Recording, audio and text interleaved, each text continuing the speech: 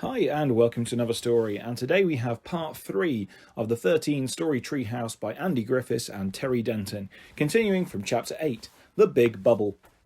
We took the elevator up to the main deck and sat down at the table. Okay, I said, where are we up to? Oh, that's right, once upon a time. Now, let me see. Once upon a time there was help me out here, Terry. Once upon a time there was a what? A whatever, sighed Terry. I don't care. I can't work. I'm too sad. I know Mermaidia was a sea monster, but I really liked her when she was a mermaid. How about a marshmallow, I said. Would that help? I'll call the machine over. Nah, said Terry. I'm tired of marshmallows. Maybe you just need a change, I said. How about some popcorn? Terry shrugged. We can pop it with the lid off, I said. Terry shrugged again. Okay. I filled the popcorn maker up and turned it on. We waited. And waited, and just when we thought it was never going to pop, suddenly it did. Pop, pop, pop, pop, pop, pop, pop, pop, pop, pop, pop, pop. We ran around and caught as much of it in our mouths as we could until we couldn't eat any more. That was a great idea, Andy, said Terry, but now I'm really thirsty. Some lemonade will fix that, I said. I'll start the fountain. Did I mention that we have a lemonade fountain? Well, we do. It's just like a regular fountain, but instead of water, it has lemonade. Any flavour you want, as long as it's red, orange, lemon, cola, or tutti frutti, which is all the flavours mixed together. We sat in the lemonade fountain for a long time, and when I say a long time, I mean probably a lot longer than we really should have. Oops, excuse me, said Terry, covering his mouth with his hand. But before I could excuse him, I burped even louder. No, excuse me, I said. Terry burped again, even louder this time. Well, you certainly sound like you're feeling better, I said. Much better, said Terry. All I need now is some bubble gum. He climbed out of the lemonade fountain, went over to the bubblegum dispenser, reeled off a long strip, and shoved it all into his mouth. That's good, Terry mumbled as he chewed. Hey, I've got a great idea, Andy. Watch this. Terry chewed and burped. And burped and chewed. And blew and burped. And burped and blew. Until he had blown the biggest bubble I had ever seen. The bubble was so big that I couldn't even see Terry anymore. That's enough, I said. It's getting too big. But Terry couldn't hear me, and the reason for that was because the bubble had become so big that it had completely surrounded him. He was inside his own burp gas-filled bubblegum bubble. Hey, this is really fun, said Terry as he floated around in his bubble. Be careful, I said. What could possibly go wrong, he said. And then he began to float, higher and higher up into the air. Help, he cried. Don't worry, I called to him as he floated up and away from the treehouse. I'll save you. I took a running jump at the closest vine and swung out as far as I could to try to catch the bubble. It was a good swing, but not quite good enough. My hand closed in thin air, and Terry continued to float away, higher and higher into the sky. There was only one thing to do. I grabbed my golf clubs and raced up to the observation deck. I figured now would be a great time to work on my golf swing, and of course, to try to pop Terry's bubble at the same time. I gave it my best shot, but I didn't have any luck on my first attempt. Whack! Or on my second. Whack! Or even on my third. Whack! Whack! But my fourth attempt was a bullseye.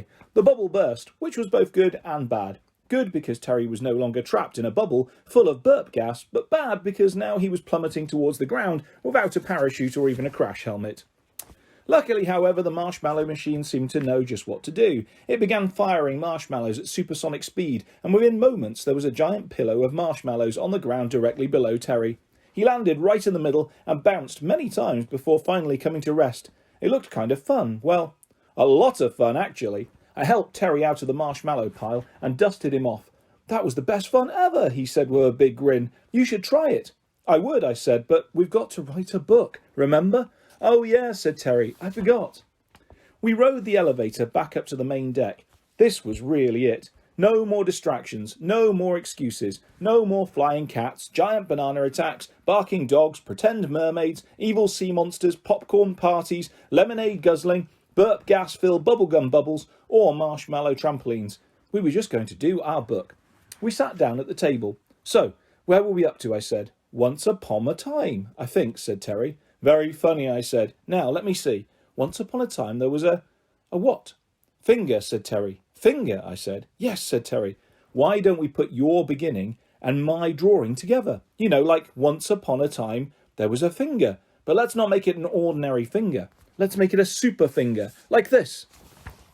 That's crazy, I said. Oh, said Terry, looking disappointed. So crazy, it might just work, I added. Then what are we waiting for, said Terry, beaming. Let's do it. So there we are. Me writing, Terry drawing. It was turning out pretty good too, as you can see.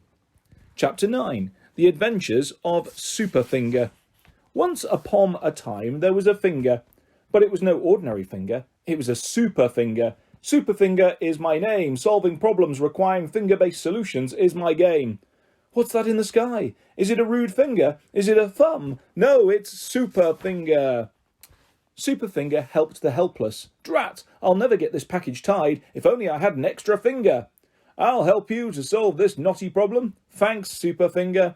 Superfinger helped the lost. It's no use, we'll never find out our way out. We're too lost. The exit is this way. Thanks for pointing us in the right direction, Superfinger. Superfinger even helped those whose nostrils were blocked. If only my finger was a bit longer, I would be able to get this annoying obstruction out of my nose. Yum. Don't worry, I'll have you breathing freely in no time. Thanks, Superfinger. Everybody loved Superfinger. World's favourite superhero awards. Spleen Boy, Pinky Superfinger's faithful sidekick. We love you, Superfinger. We love you too, Pinky. One day Superfinger was out looking for new problems requiring finger-based solutions when he heard an outdoor rock concert. That's a pretty loud concert. I'd better go down and see if anyone needs their ears blocked. Flying in for a closer look, Superfinger could see that on stage was his favourite guitarist, Jimi Hendrix. Oh, great! I love Jimi Hendrix. His hands have got the superest fingers of all. But as he watched, Superfinger noticed that Jimmy was in trouble. He'd started a guitar solo that was so epic he didn't have enough fingers to play it. If only I had an extra finger, I could really kick this epic guitar solo into overdrive. This looks like a job for Superfinger. Superfinger flew onto the stage and launched himself headfirst at the fretboard of Jimmy's guitar. There you go, Jimmy. I think these are the notes you were searching for. Thanks, Superfinger. It's an honour to play with you. The crowd went wild. Go, Jimmy! Go, Superfinger! Superfinger and Jimmy ended up jamming for the rest of the day and well into the night, and everybody agreed it was the best concert ever in the history of the entire world. Superfinger's faithful psychic Pinky on tambourine. You rock, Superfinger. So do you, Jimmy. You too, Pinky. And that is where we will leave part 3 of the 13-Story Treehouse by Andy Griffiths and Terry Denton. I'll be back soon with the next part of this fantastic story, and lots more stories and videos coming your way very soon. If you would like to subscribe or hit a like, that's always appreciated. Thanks for your support, guys. Thanks for listening. Bye-bye.